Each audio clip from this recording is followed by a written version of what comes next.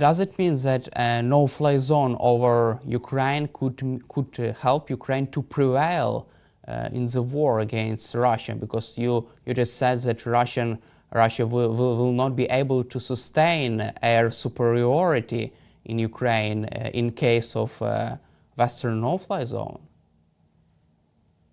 I am very confident, Daniel, that if the West decided to put in a no-fly zone over the whole of Ukraine, that would be a major game changer for the war. If you look back in history, ever since the advent of air power, it's been very difficult for any side to prevail if they don't have control of the air. One of the very difficult things that Ukraine has found, particularly on the front line, is the Russians using glide bombs, using air power, and it's very difficult, therefore, to operate on the ground when you have that sort of threat. With Western air power over the top of Ukraine, I'm very confident that Russia would not be able to take a step further forward and would find it very difficult to continue the war. Almost certainly, that will be the major addition that would complement Ukraine's amazingly brave fighting community and could drive Russia out. The question is, though, I don't think the West has got any appetite to do that yet. The question is, if Russia continues to move forward on the battlefields, which it is at the moment, would the West be content to sit back if Russia was to win, whatever that means? And I suspect that would make some very difficult choices for some Western politicians. And it might be that things like a no-fly zone become back on the table again. Do you feel that this possibility of a no-fly zone over Ukraine could deter Vladimir Putin from deploying even more North Korean troops? Could force Putin and Kim Jong-un to change their calculus and to try to not to deploy more North Korean troops to Russia and Ukraine? Daniel, I think it's much more powerful than that. I don't think the North Korean troops would pale into insignificance. From the very start of the war, President Putin is not stupid. His military would have known that if the West was to get involved, Russia would be involved in a war that it could not win in Ukraine. Militarily, Russia is absolutely no match for NATO or the West, full stop. And it's been so badly degraded by an amazing Ukrainian defense that if Putin knows that if the West was to step in, he would have lost. That is why President Putin has been saber-rattling, threatening the West with escalation, with nuclear conflict every step of the way. Whether it was starting to provide those anti-tank guns or tanks or long-range missiles, he's constantly threatened, and that has worked. The West has been scared, but gradually the West has been emboldened. And the reason that Putin has done that, because he knows that it will be the end of the war if the West was to get directly involved. So I have no doubt at all in my mind that a robust Western no-fly zone over the whole of Ukraine would be a game changer. The problem is, at the moment, there's no appetite because, as we've said, of the West getting directly involved in this conflict. And at the moment, I don't see any movement in that. But there is the potential to do a no-fly zone over the west of the country, which might ease some of the concerns of the West, but also provide some support to Ukraine. Don't you think that it could be more appropriate to establish a no-fly zone rather than providing billions in aid for Ukraine, which now has not changed the game? I agree, but this is not my decision, Daniel. Western leaders, as you'll be well aware, one of the reasons I agreed to do these interviews, one of the reasons I went to Ukraine, was because I don't expect Ukraine is going to be happy with the decisions of the West, but it's trying to explain why the West is walking the way it is walking. And the West at the moment does not want to end up precipitating a world war with Russia. Now, if I was in Ukraine and I was in your shoes, I'd be looking at every possible way to bring this war to an end and to defeat Putin, and that is a way of doing it. But at the moment, the prospects of putting boots on the ground, of escalating this conflict beyond the shores of Ukraine, that has significant implications for the West and NATO. And at the moment, our leaders are not comfortable doing that. The irony, of course, is that now that Putin has reached out and said, okay, he's been taking missiles and ammunition from Iran and from North Korea, now he's taking combatants from North Korea, then he could not turn around to the West and threaten an escalation because he's started using combatants. That's why I think it's an interesting conversation in the West. One of the problems, as you well know, though, Daniel, at the moment, is we're on the cusp of a US election. We're not going to see any movement politically from the US until after that election result and the new administration is in. And we hold our breath to see who ends up leading the most powerful nation in the world after those elections. Do you expect any kind of change in this matter of the possibility of no-fly zone, boots on the ground, and any other more serious options to help Ukraine after the US general election? Again, I think the danger is I start to say yes or no to that sort of question. And the danger is, I think it's about trends. You'll excuse me, Daniel, but I've got grey hair. I've been around a few years. This isn't about yes or no, black or white. It's about where the trend is. And I think the trend is that the West has largely run out of military equipment to provide Ukraine. The danger is therefore we end up providing artillery shells and bullets. That drags Ukraine into a war of attrition, which is not the way that Ukraine needs to fight this war if it is to prevail. The West knows that it can be involved to prevail, but that carries huge risk. And it becomes a calculus of whether or not the West is prepared. What happens if President Putin declares success and the West has done less than it might have done to stop it? An emboldened Putin might then decide that he wants to go further. What message does that send to China's Xi Jinping? What message does that send to Iran and other countries that think that using force might actually bring benefit? I think there's all sorts of questions, but the new administration in America, at the moment, they're only focused on the election. We'll have to wait probably until the new year before the new administration settles down and decides actually what it wants to do. And it also depends on how far Russia manages to get. And let's not forget, I've not seen the details of President Zelensky's victory plan, which many of us were dying to see what was in that plan, but we've not seen that either. So President Zelensky's clearly got some ideas as well, but we'll clearly need to work with Western leaders to bring those to fruition. What would happen if the West failed to appropriately respond to North Korean deployment to Ukraine? What would happen if they failed to deter further deployment of manpower from North Korea to Russia? Well, I think, yeah, it's a difficult one because I'm not convinced that the flow of North Korean soldiers will be a positive long-term impact for Russia. I think there are all sorts of issues that could come back to bite President Putin. And therefore, I'm somewhat cautious about trying to look at a scenario where rather than 10,000, it becomes 1 million soldiers. Because I'm not aware of what Western leaders are saying behind the scenes, because in this country, we've only recently had a general election. Yesterday, we had a budget. It's not entirely clear what this government's feeling is about the long-term prospects of the war. They're very supportive of Ukraine. They've said that the support will continue to endure, but that's support financially and militarily. It's not necessarily talking about how do you up the game? Are there other ways in which we can respond as the war on the ground changes? I think the answer to those questions won't come until early next year.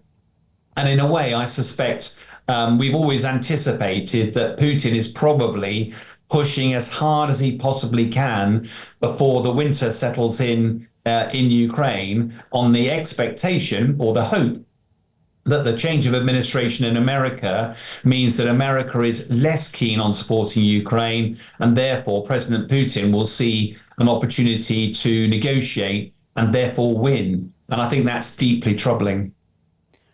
Also, the New York Times reported some secret details about President Zelensky's victory plan. According to the American journalist, President Zelensky asked the United States to provide Ukraine with long-range Tomahawk missiles as a part of a non-nuclear deterrence package. Would these missiles, Tomahawk missiles, be useful for Ukraine? My first question, and the second one, is it a real option? I think any weapons have to be a real option. I think what's interesting, Daniel, though, when we talk about weapons, is that there's been a lot of conversation about giving Ukraine longer range missiles. There's been talk about ATACMS and about Storm Shadow, and the debate becomes whether they can be used against Russian targets on Russian soil. Now, most of the West, the UK, said that as long as these weapons were used within the limits of the law of armed conflict, they were happy that they could be used. America was a little bit less comfortable, particularly after Ukraine had managed to invade Russia with a Kursk invasion. But there's a wider issue here, I think. In a way, some of these debates are a bit of a smokescreen, because what Ukraine has been very, very effective at doing is developing its own long-range drones. Not much is talked about it, and there's understandable secrecy around it. But President Zelensky was very clear that he wanted to develop 1 million drones a year by Ukraine's own industrial base. And whilst that sounds as if Ukraine has to do it itself, I'm pretty confident the West is already providing a lot of the elements of those long-range drones, the engines, the wings, the sensors, and the munitions themselves. So Ukraine is very quickly bolting this stuff together, testing it, and events over the last few weeks and months have demonstrated that Ukraine has become remarkably effective at conducting long-range strikes using its own weapons. So whilst I have no doubt that getting extra weapons from the West will be valuable, let's not forget Ukraine is also doing an amazing job of inventing its own capability with the support of the West. President Zelensky is confident that Ukraine should be a member of NATO or should get its own nuclear deterrent to deter any kind of a future attack by Russia. Is he right? When the war is over, the debate then is how on earth to ensure Ukrainian security.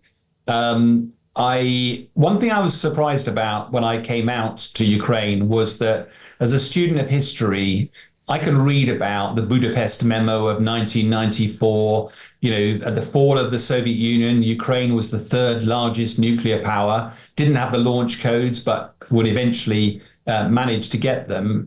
And the Budapest Memo, in effect, said, right, America, the UK, Russia, Ukraine, sit round, guarantee of your sovereign integrity if you give up your nuclear weapons.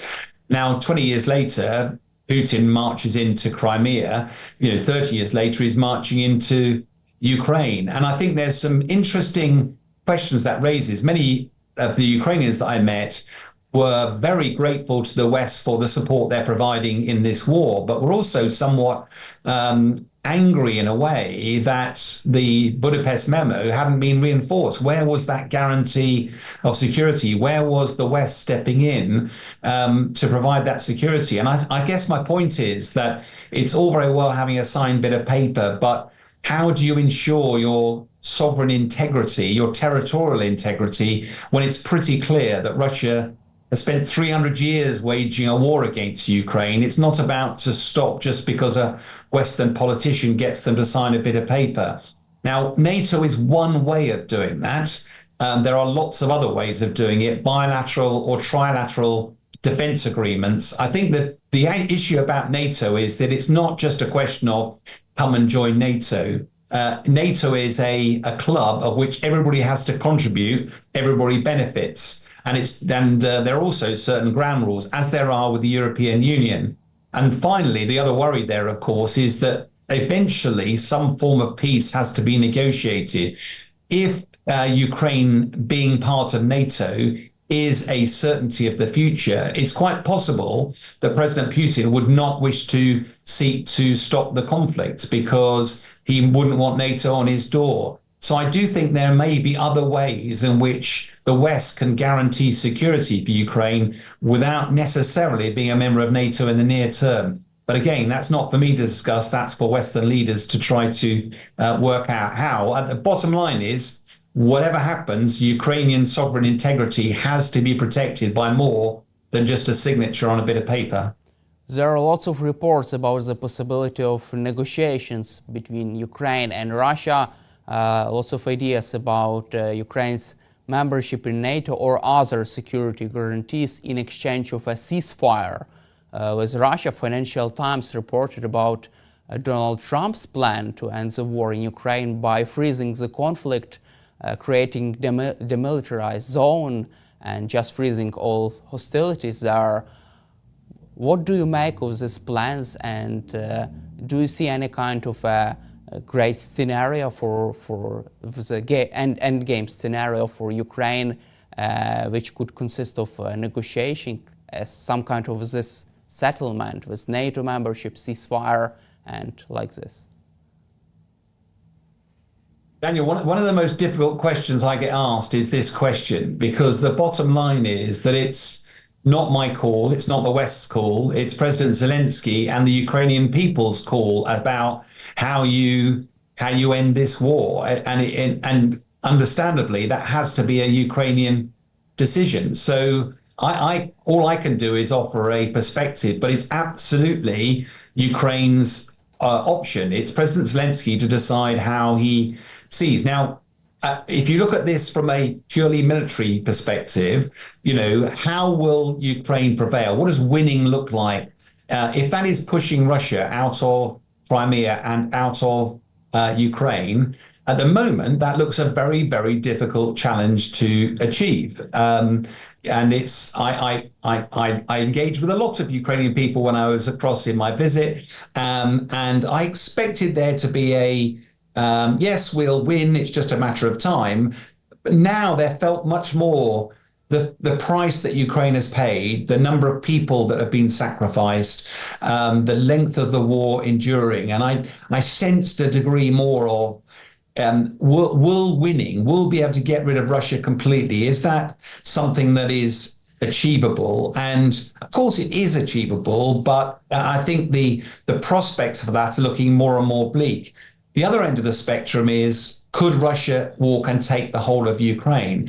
Again, that looks incredibly unlikely. They've paid a very high price so far, and they've run out of steam. So the question then becomes, pragmatically, do you continue the war, continue more bloodshed? I noticed that Ukraine is already mobilizing another 160,000 people. And when I was walking around Kyiv, it's a beautiful city. It was in beautiful sunshine, but it was very obvious there were not many fighting age men on the streets. There have been a lot of people taken away to the front. Ukraine is paying a huge price for this war. Is there a prospect that a negotiated settlement might bring the war to an end? Where I'm most uncomfortable with that is that any negotiated solution would probably see President Putin retaining some of the Ukrainian territory around the Donbass and potentially Crimea.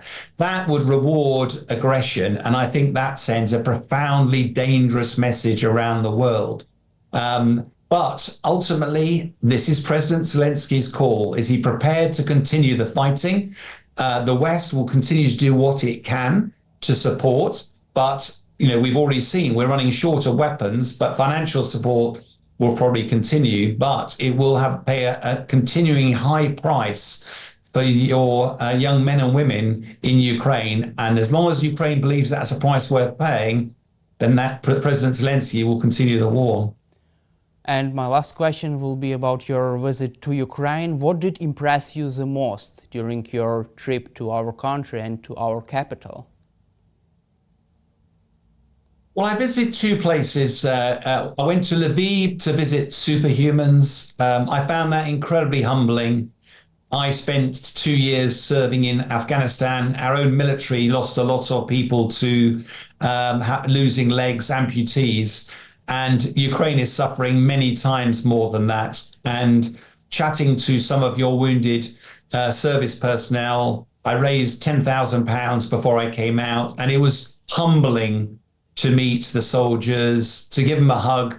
And I'm doing other things now to support them long term. The second part of my visit was to come to Kyiv. And I think many in this country, in the UK, thought that Kyiv would be like how London was in the Blitz. In fact, I went out for a walk. It was a beautiful sunny day, my first day there. The sunshine was beaming, the crowds were out, and it was just a beautiful city. But there's three things, one of which not many fighting men. Second one, in Maidan Square, the Russian tanks, the burnt out wrecks were just a reminder. But the most poignant thing, which left an indelible mark on my head, was I visited the battlefields of France and seen the cemeteries there. And it's incredibly moving seeing so many soldiers laid to rest. In the corner of Maidan Square, where you had the flags, the Ukrainian flags, packed together in a very tight area, blowing in the breeze, each of them with the name of a fallen soldier. And there weren't 100, there weren't 1,000, there weren't 10,000, there were tens of thousands of those flags. And I spent about half an hour just sat walking around. I just found it incredibly poignant to see the full impact. And I just think it's amazing resilience of Ukrainians. It was incredibly motivating that I wanted to play my part to help. But it was very humbling as well to see the massive price that's being paid for this, for Putin's invasion of Ukraine.